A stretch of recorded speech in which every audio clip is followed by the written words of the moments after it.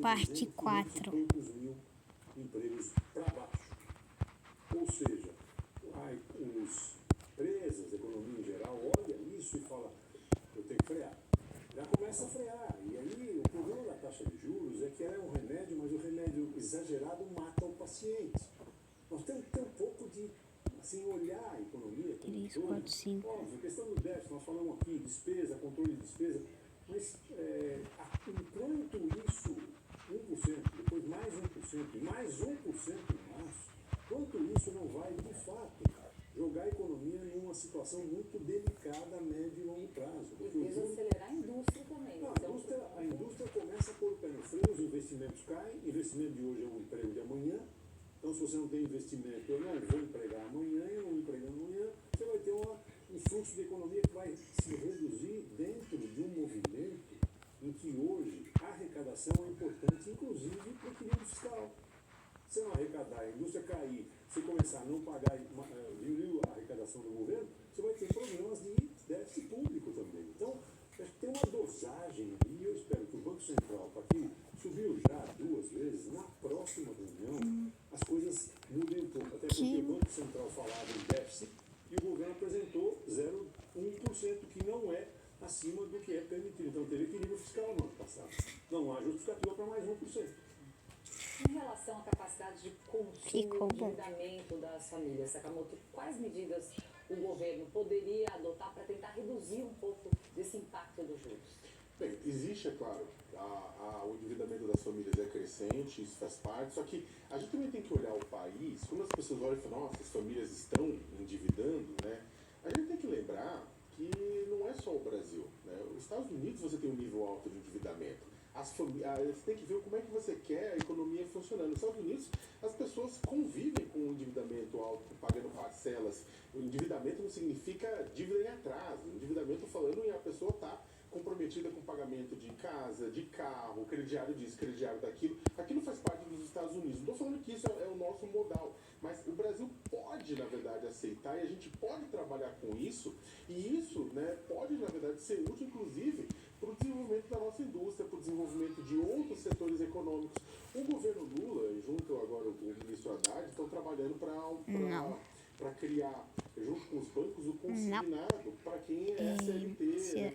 Tem uma série de ações que estão sendo tomadas.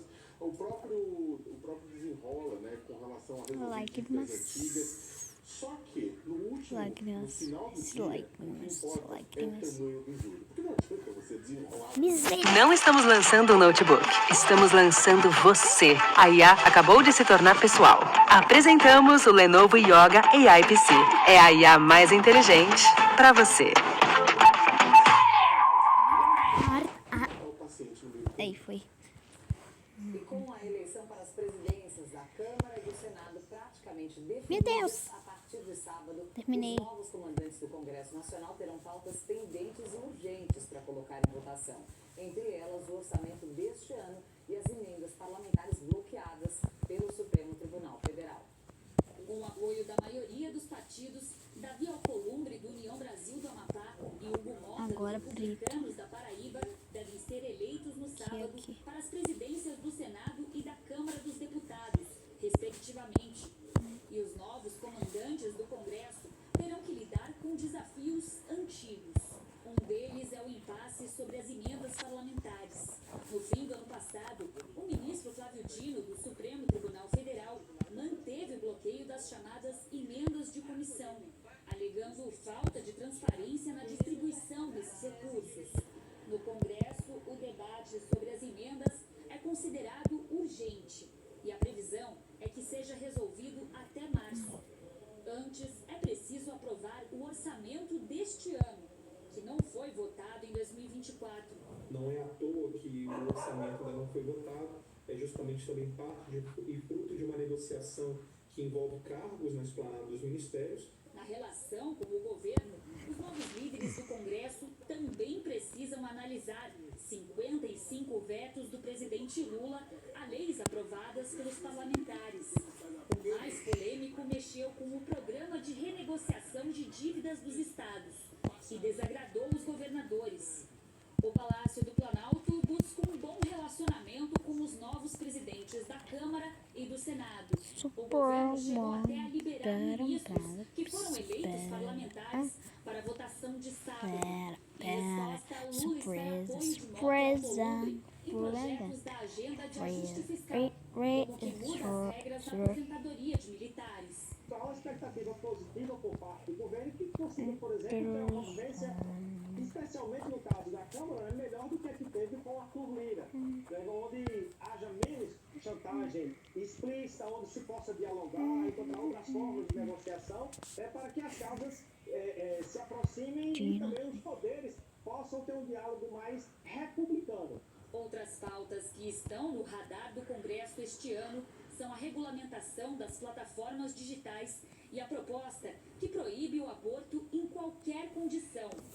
A oposição também vai tentar colocar em pauta pedidos de impeachment de ministros do Supremo e quer destravar a tramitação da anistia para os condenados nos atos golpistas de 8 de janeiro de 2023.